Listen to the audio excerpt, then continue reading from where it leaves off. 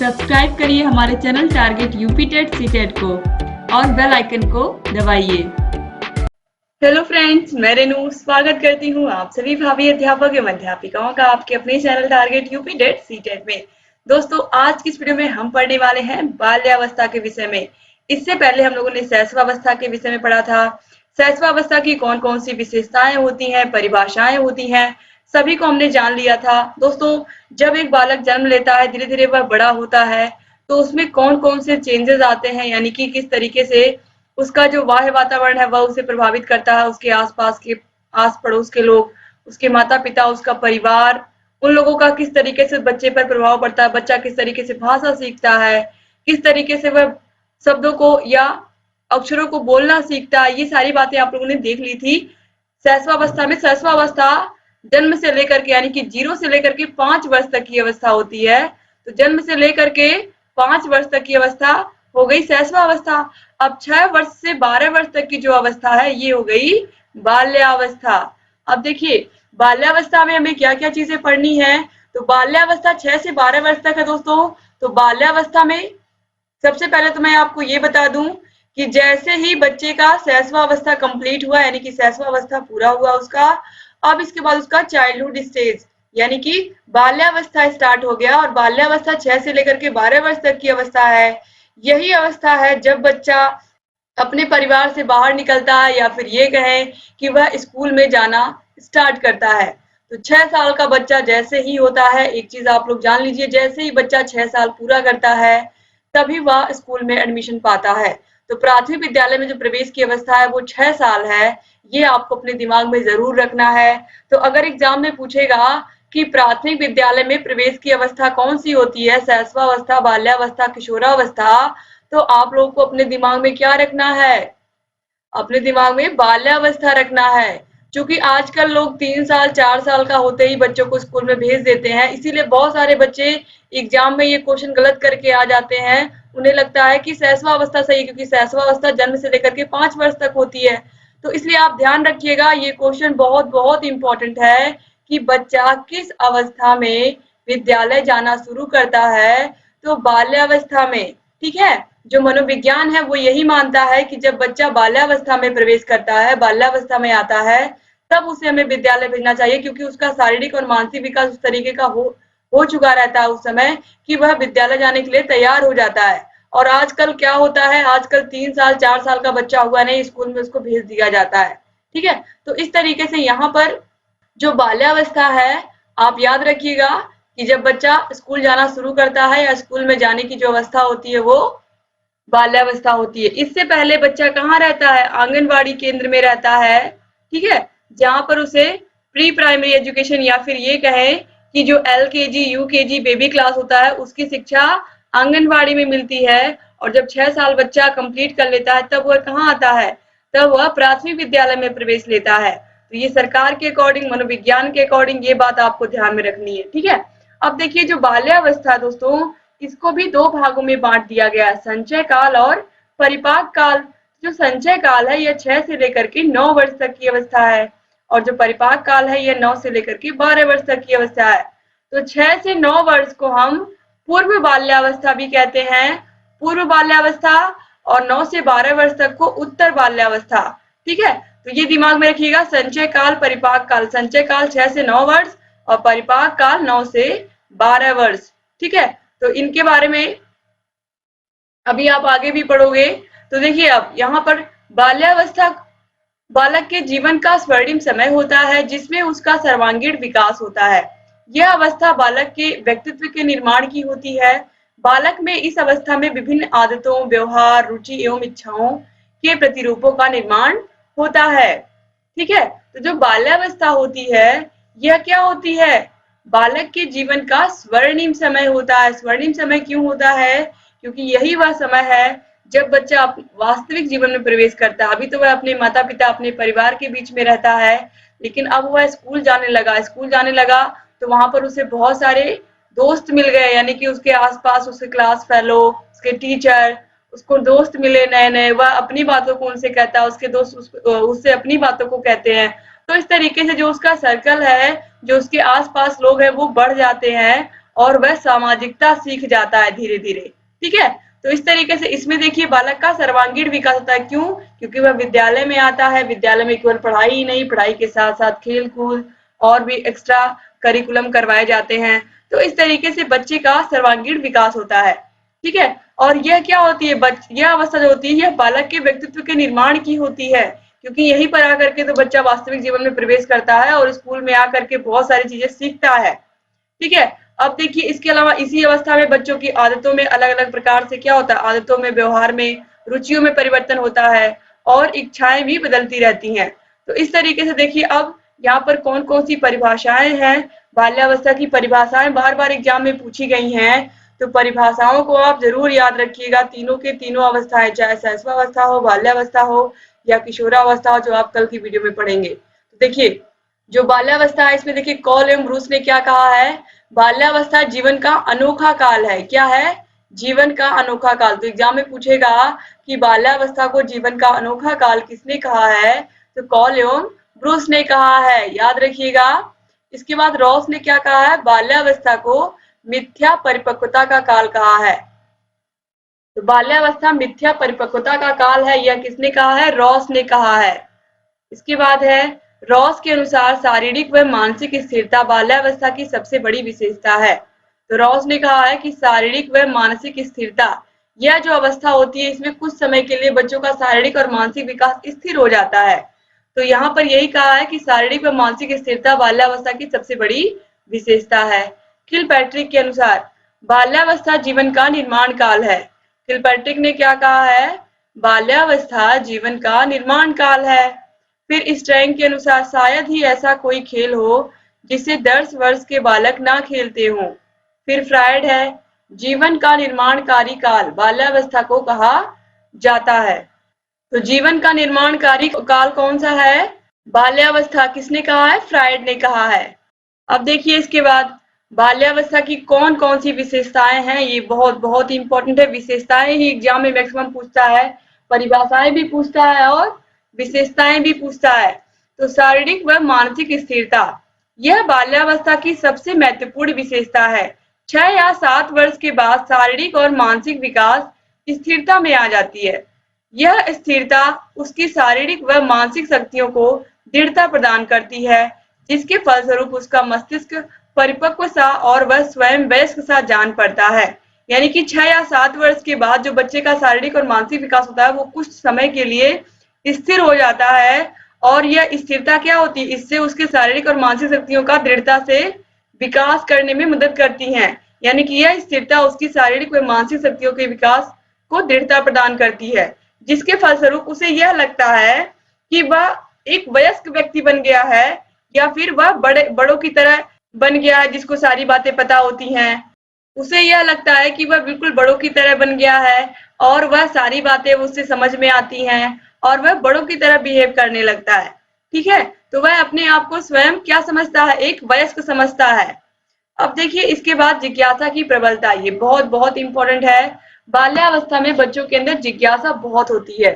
6 से लेकर के 12 वर्ष तक की अवस्था, इसका रीजन है बच्चे इसी समय में स्कूल जाना शुरू करते हैं, तो अपने आसपास की दुनिया से मिलते हैं और इसके अलावा स्कूल में फ्रेंड्स बनते हैं। अलग अलग इन्वायरमेंट के बच्चे एक विद्यालय में आते हैं। ये बात मैंने बार बार आपको बताई है कि एक स्कूल में अगर एक कक्षा में 30 बच्चे हैं तो 30 के 30 के जो माता पिता हैं वो अलग अलग, किसी बच्चे की माता कहीं काम करती होंगी, कहीं जॉब करती होंगी, किसी बच्चे की माँ हाउस वाइफ होंगी, किसी के पिताजी खेती करते होंगे, किसी बच्चे के पिताजी कहीं बाहर जाकर जॉब करते होंगे। तो इस तरीके से हर एक बच्चे की का जो बैकग्राउंड होता है वो बहुत डिफरेंट होता है। खासकर सरकारी विद्यालय की अगर मैं बात करूं तो वहां पर जब आप जाओगे तो आपको बहुत चुनौतियों का भी सामना करना पड़ेगा, क्योंकि और भी बहुत सारी चीजें हमारे समाज में होती हैं जो आप जब जाओगे वहां पर तो आप खुद एक्सपीरियंस करोगे कि किस तरीके से बच्चे कैसे कैसे इन्वायरमेंट से आते हैं और किस तरीके से उनके माता पिता की सोच होती है, या फिर ये कहें कि किस तरीके से वह बच्चों पर कितना ध्यान देते हैं, कितना ध्यान नहीं देते हैं, और एक शिक्षक की कितनी रिस्पॉन्सिबिलिटी होती है। तो शिक्षक की रिस्पॉन्सिबिलिटी तो हमें पता ही है, हमारे पास बच्चा आता है तो हमें उसे अपना बेस्ट देने की कोशिश करनी है। जितना हमें आता है वो हमें उस बच्चे को देना ही देना है, और हमें हमेशा कोशिश यही करनी है कि हमें हर बच्चे पर ध्यान देना है और हर बच्चे की प्रतिभा को निखारना है। ठीक है, तो एक शिक्षक की जिम्मेदारी शिक्षक अच्छे से समझता है, लेकिन स्कूल के बाद बच्चा कितना पढ़ता है, कितना नहीं पढ़ता है, किस तरीके से वह केवल खेलने में ही समय व्यतीत करता है या घर के कामों में हाथ बटाता है, किस तरीके से वह घर पर कितना पढ़ पाता है, ये सब उसके माता पिता के ऊपर ये जिम्मेदारी होती है। तो कहीं ना कहीं जो बच्चे होते हैं, किसी के माता पिता बहुत ध्यान दे रहे हैं पढ़ाई पर, वो टीचर से मिलने भी आते हैं विद्यालय में, बच्चों की समस्या भी बताते हैं, और किसी किसी के माता पिता बिल्कुल ध्यान नहीं देते हैं। तो ये सब चुनौतियां हैं। तो बच्चे जो होते हैं वो अलग अलग इन्वायरमेंट से आते हैं, तो उन सभी के अंदर क्या होती है, लगभग जितने बच्चे होते हैं मैक्सिमम बच्चों के अंदर जिज्ञासा बहुत होती है, वो प्रश्न बहुत पूछते हैं। ठीक है, तो बालक की जिज्ञासा विशेष रूप से प्रबल होती है। वह जिन वस्तुओं के संपर्क में आता है उनके बारे में प्रश्न पूछकर हर तरीके की जानकारी प्राप्त करना चाहता है। उसके प्रश्न शैशवावस्था के साधारण प्रश्नों से भिन्न होते हैं। अब वह शिशु के समान नहीं पूछता है वह क्या है, बल्कि वह इस प्रकार पूछता है कि यह कैसे क्यों है, यह ऐसे क्यों है, यह ऐसे कैसे हुआ।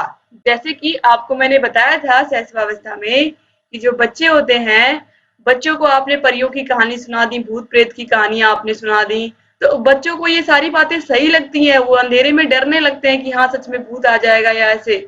लेकिन अब जो यहाँ पर जो बच्चे बाल्यावस्था में आते हैं, ये भी पूछने लगते हैं कि भूत ऐसे क्यों होता है, परी यही कपड़े क्यों पहनती है, वो हमेशा छड़ी क्यों ली रहती है, या इस तरीके से वो लोग कहाँ रहते हैं, भूत का घर कहाँ, ये बच्चे और चीजें और प्रश्न पूछने लगते हैं, और यह ऐसे कैसे हुआ। ठीक है, तो यहाँ पर केवल बच्चा अब यह नहीं पूछता है कि यह क्या है, बल्कि यह ऐसा क्यों है, यह ऐसे कैसे हुआ। तो ये सब बच्चे यहाँ पर और जिज्ञासु हो जाते हैं, और हर एक चीज के बारे में वो क्या पूछने लगते हैं, प्रश्न पूछने लगते हैं। तो यह जिज्ञासा की क्या होती है, प्रबलता होती है बच्चों की।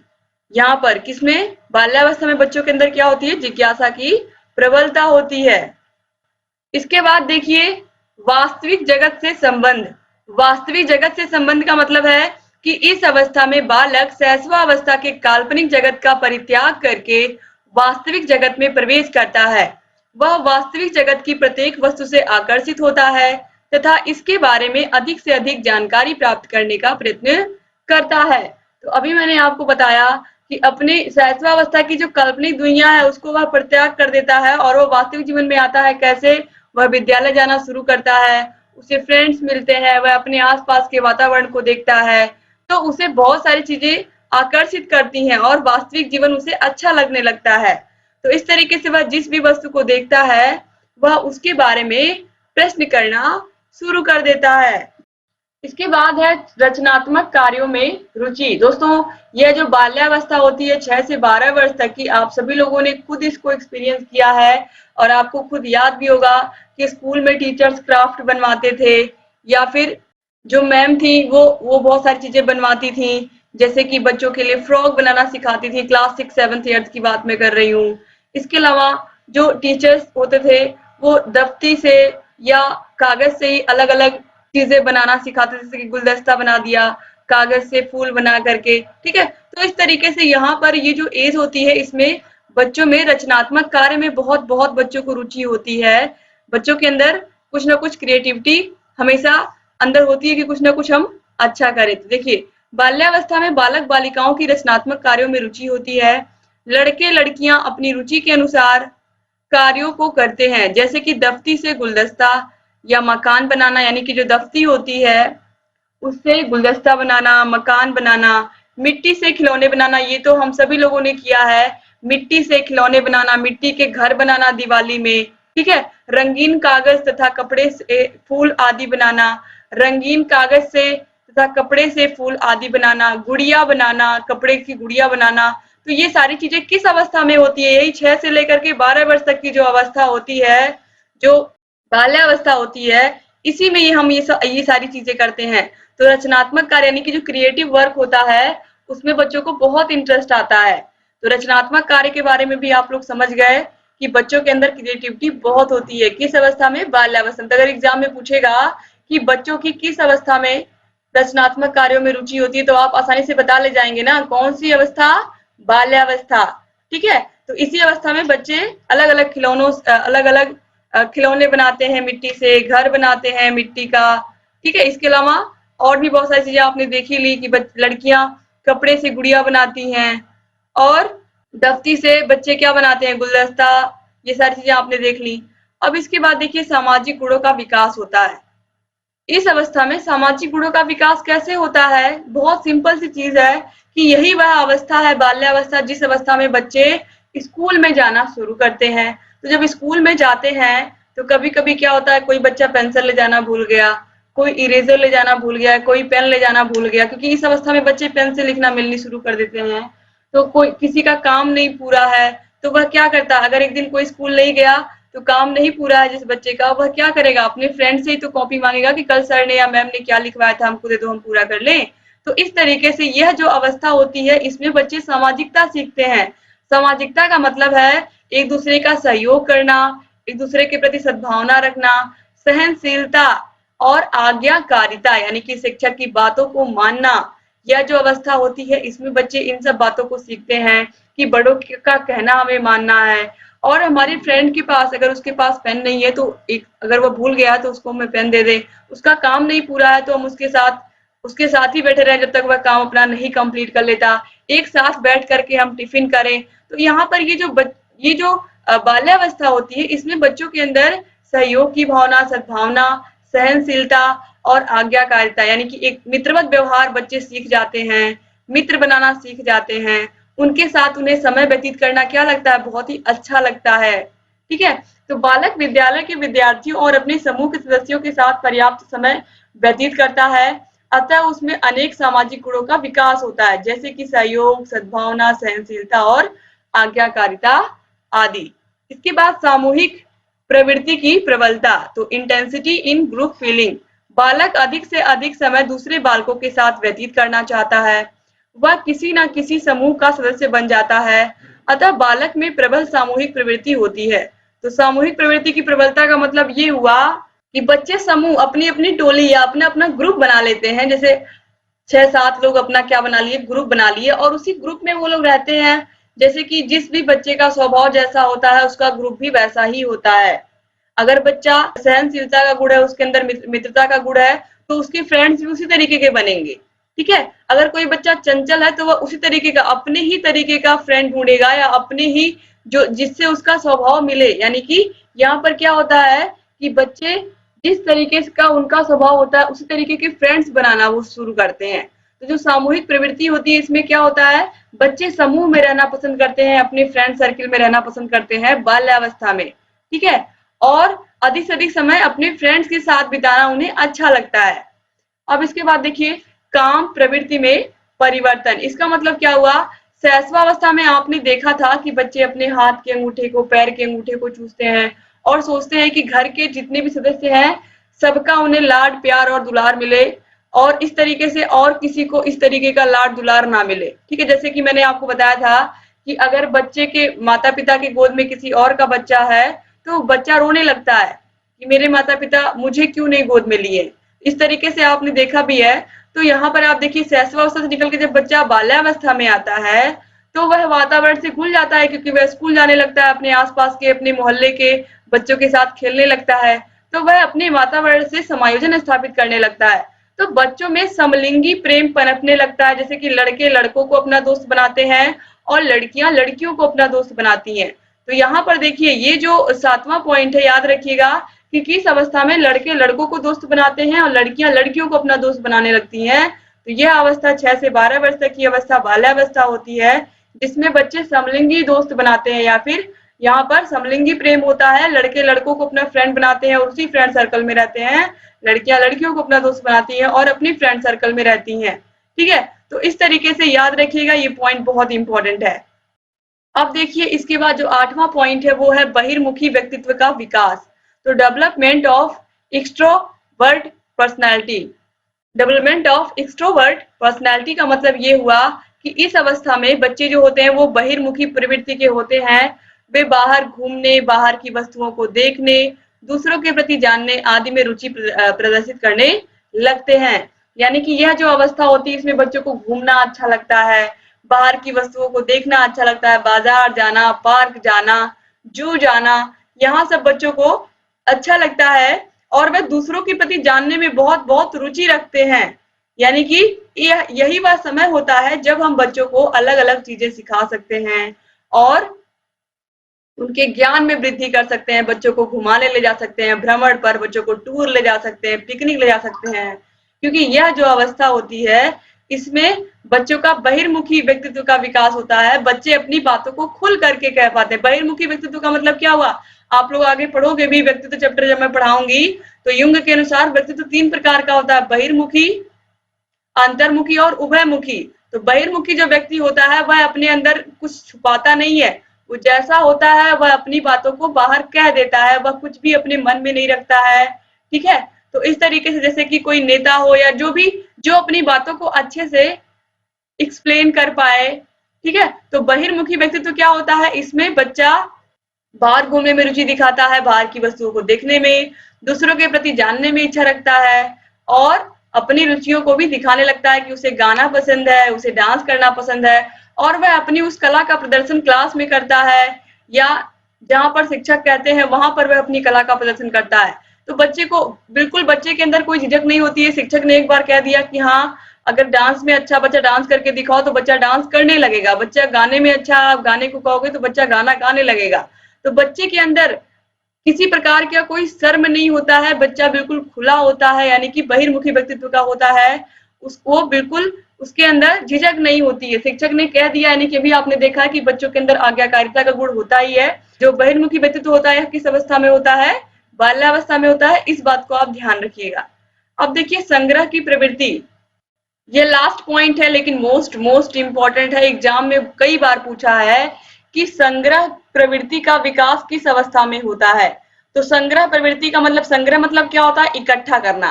तो संग्रह की प्रवृत्ति बाल्यावस्था में तीव्र होती है।